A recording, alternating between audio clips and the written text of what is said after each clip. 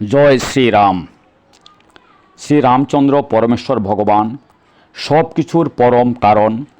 সমস্ত কিছুই তার শক্তিতে সম্পন্ন হয়। সমস্ত কিছুর সৃষ্টি, স্থিতি, প্রলয় তার ইশারায় নিমিষেই ঘটে থাকে।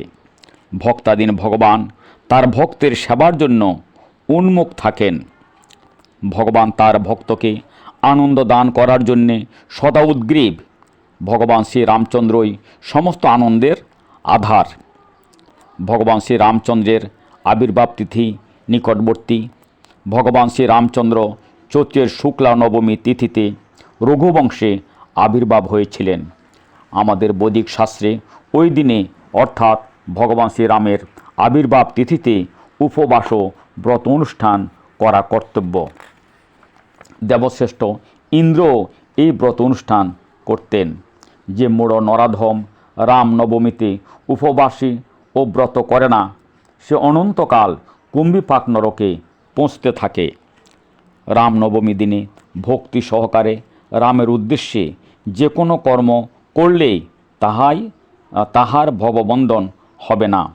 ইন্দ্রিয় সংযম ও উপবাসী থাকলে তাকে আর জন্ম মৃত্যু জরা ব্যাধির এই মায়াময় ও দুঃখময় জগতে আসতে হবে না।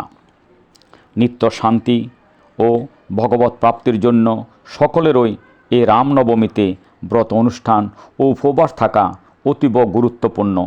অহংকার, উচ্চশিক্ষা, পদ পদবী, অর্থ, বৃত্তের অহমিকায় গর্বস্ফীত না হয়ে শাস্ত্রবিধি মেনে জীবনাচরণ করা সকলেরই উচিত।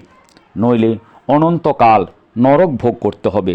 ভগবান আমাদের জন্য 28টি প্রধানতম নরক তৈরি করে রেখেছেন। মনোধর্ম প্রসূত জীবন আচার না করে সাধুশাস্ত্র গুরু বাক্য কর্ণগোচর করে হৃদয়ে ধারণ করে ভক্তিপথে এগিয়ে যাওয়া প্রত্যেকের জন্য অতি অত্যাবশ্যক।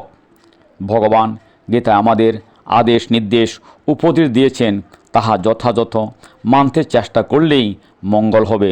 পরিশেষে গীতার একটি শ্লোক উল্লেখ করে এখানে আপাতত সমাপ্তি টানছি।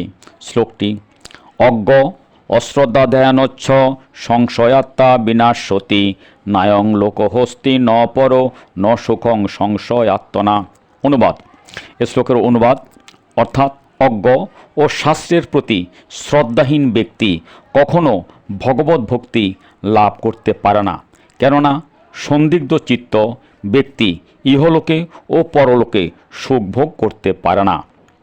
জড়জাগতিক চাওয়া পাওয়া কামনা বাসনার তীব্র গতিকে রোধ করে শুদ্ধাচারে ভক্তি জীবনে এগিয়ে যাওয়া প্রত্যেকের জন্য অতীব গুরুত্বপূর্ণ।